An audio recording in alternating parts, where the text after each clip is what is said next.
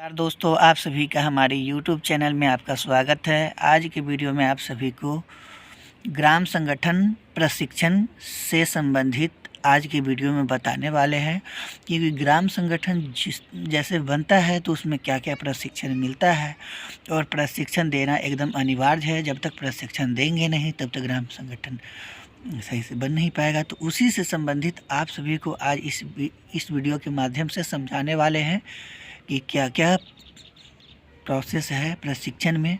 तो यहाँ देखिए सबसे फर्स्ट बेस्ट, उसके बाद क्या है बिहार ग्रामीण जीविकोपार्जन परियोजना। तो यहाँ पर देखिए कि स्वयं सहायता समूह का गोलाकार में बैठक हो रहा है।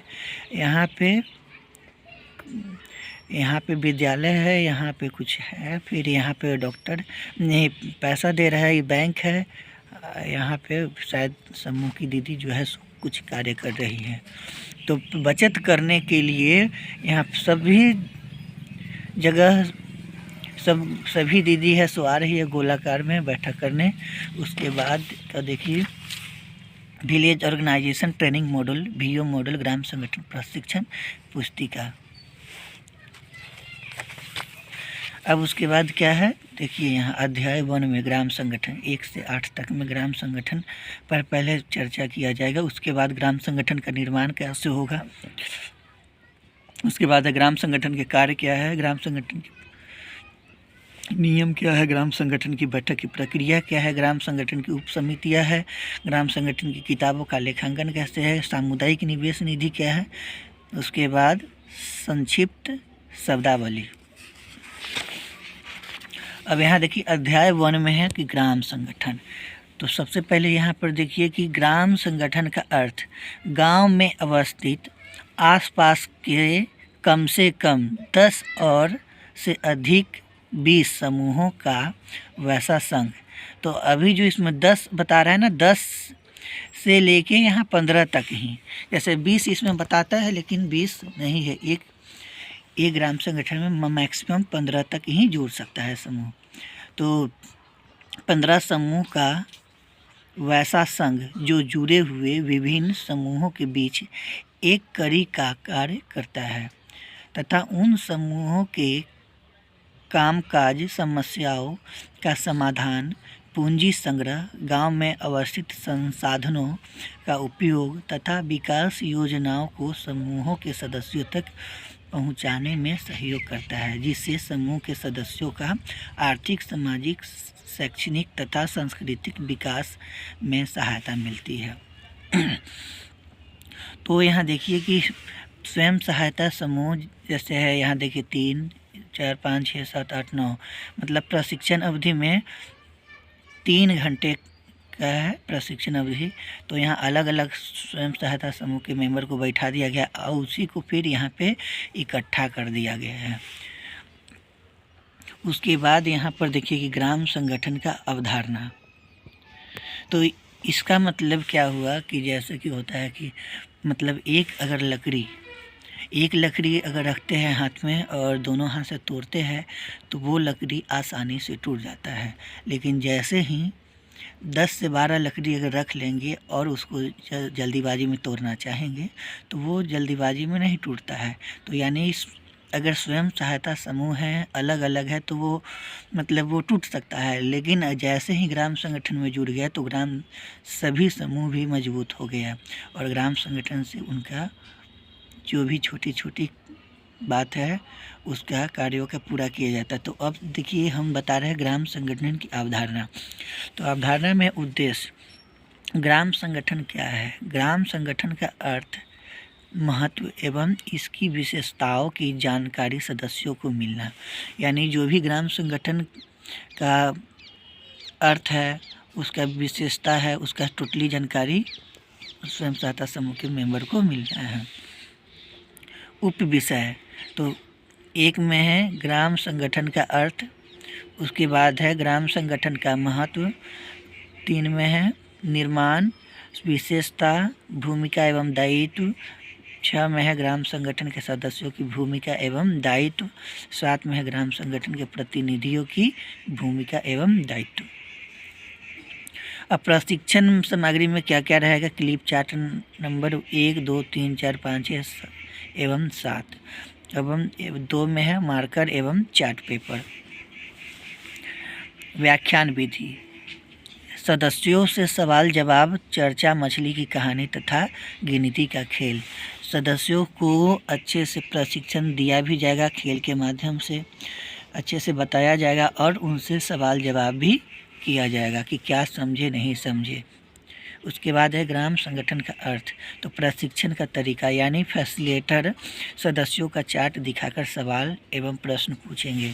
जो भी अगर चार्ट है, चार्ट पेज, उसके माध्यम से मेंबर को सवाल दिखाकर सवाल पूछेंगे। मुख्य सवाल प्रश्न तो पूछा जाएगा। फर्स्ट में क्या है कि आप लोगों ने इस चार्ट फोटो को देखकर क्या समझा। उसके बाद है ख में है ग्राम संगठन का अर्थ क्या है। उसके बाद है कि सदस्यों से प्रश्नों का जवाब लेने के बाद फैसिलिटेटर नियमानुसार समझाएंगे। अब हम नेक्स्ट पेज में बताते हैं।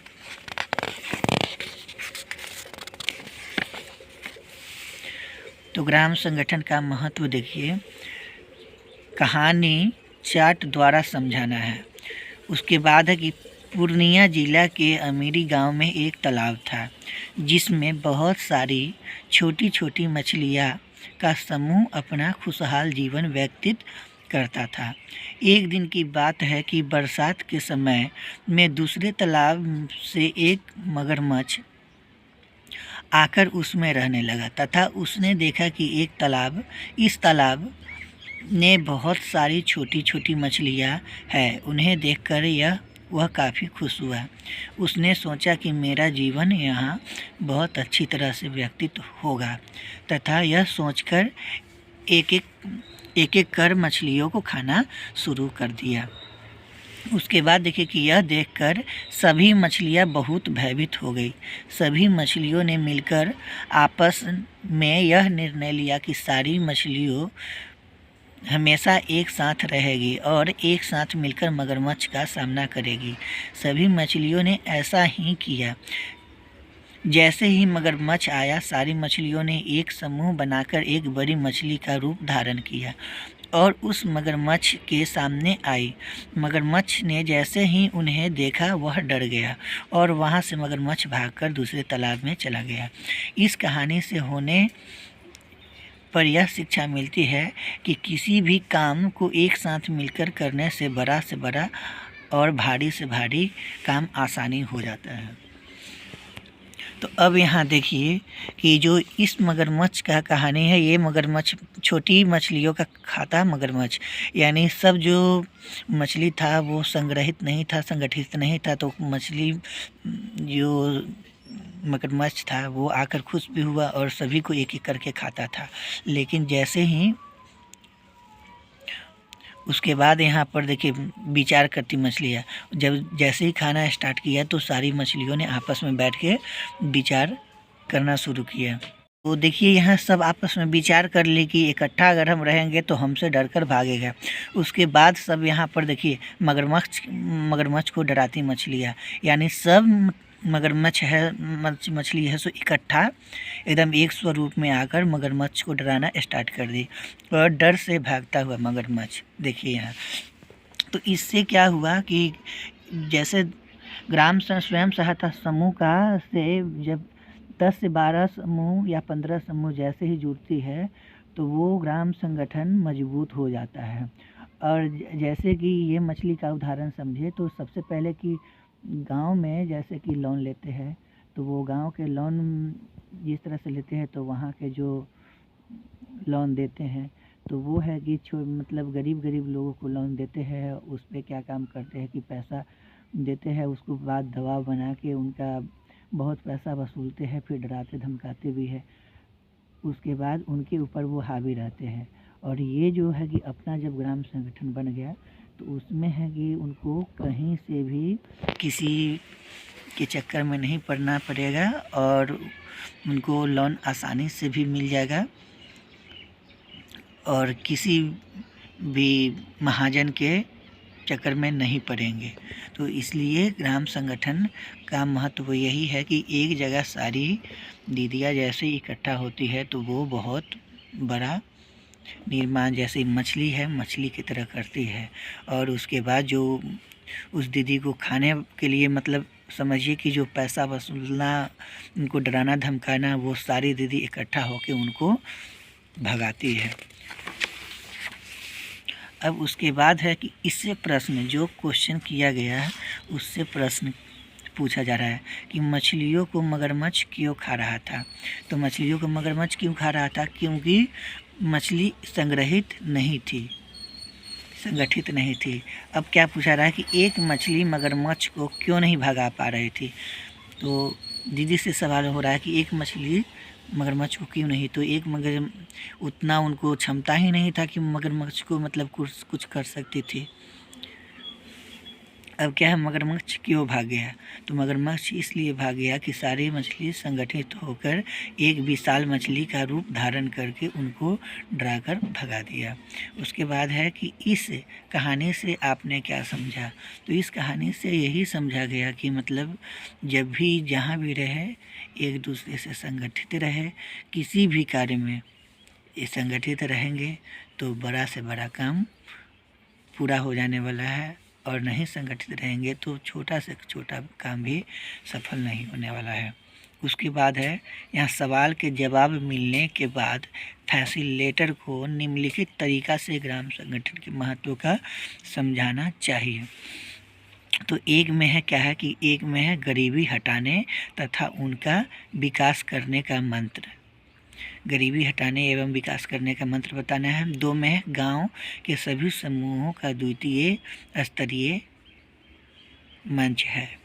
उसके बाद ग्राम संगठन के सभी समूहों के लिए सूचना प्राप्त करने एवं प्रदान करने का मंत्र है।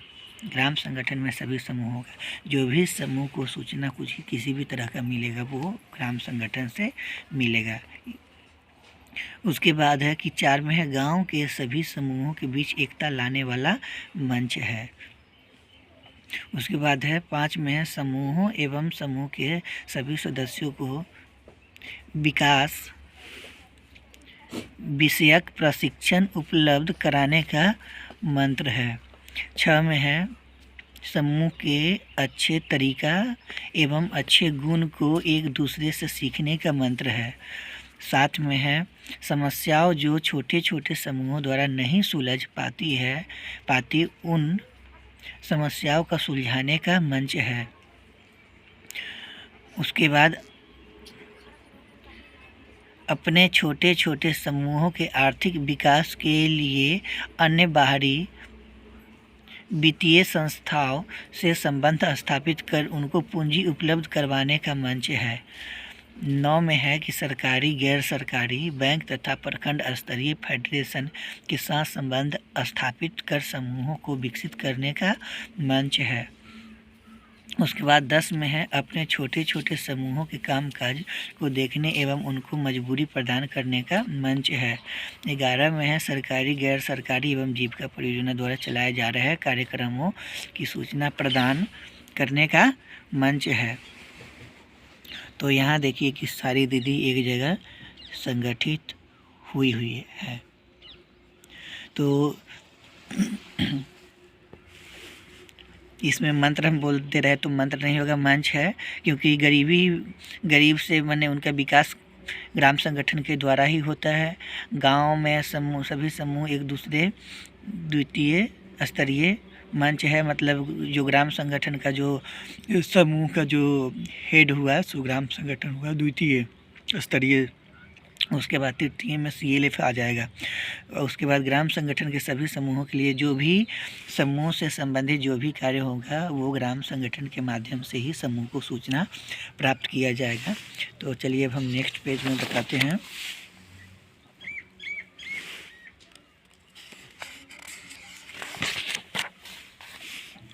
यहाँ क्या है कि करने तथा इसके माध्यम से अपने गरीब समस्याओं के लिए भविष्य के विभिन्न कार्यों से ग्राम संगठन जो माध्यम लागू करवाने का मंच है। अब है 12 में है कि समूह का रजिस्टर प्रदान करना एवं समूह का अंकेक्षण करना ग्राम संगठन में होता है। उसके बाद है कि समूह के विभिन्न प्रकार के प्रशिक्षण की ज़रूरत को पहचान कर प्रशिक्षण उपलब्ध करवाना। 14 में है गांव के सभी गरीब लोगों को समूह से जोड़ना। 15 में है जीविका परियोजना द्वारा चलाए जा रहे हैं क्रियाकलापों को लागू करने के लिए पूल का काम करना। उसके बाद है 3 में है ग्राम संगठन का निर्माण या संरचना। तो देखिए ग्राम संगठन का निर्माण कैसे होता है। यहाँ सभी समूह इकट्ठा बैठी हुई है। उसके बाद इसमें से जो दीदी है सो मतलब जाती है और ग्राम संगठन में बहुत सारे समूह मिलकर जाती है और ग्राम संगठन में बैठती है। तो चलिए आज की वीडियो में बस इतना ही बताने वाले हैं। उसके बाद हम नेक्स्ट वीडियो में बताएंगे ग्राम संगठन से रिलेटेड टोटली प्रशिक्षण करवाएंगे। तो आप सभी का हमारे वीडियो में बने रहने के लिए बहुत बहुत धन्यवाद। आप सभी भी बताइए कि हमारा वीडियो कैसा लगा। अगर हमारा वीडियो से कुछ सीख मिला होगा तो कमेंट कीजिएगा कि क्या आपको सीख मिला और यह प्रशिक्षण देना क्या ज़रूरत है और यह जो दीदी के लिए लाभदायक है या नहीं। आप सभी कमेंट करके बताइएगा। तो आप सभी का हमारे वीडियो में बने रहने के लिए बहुत बहुत धन्यवाद।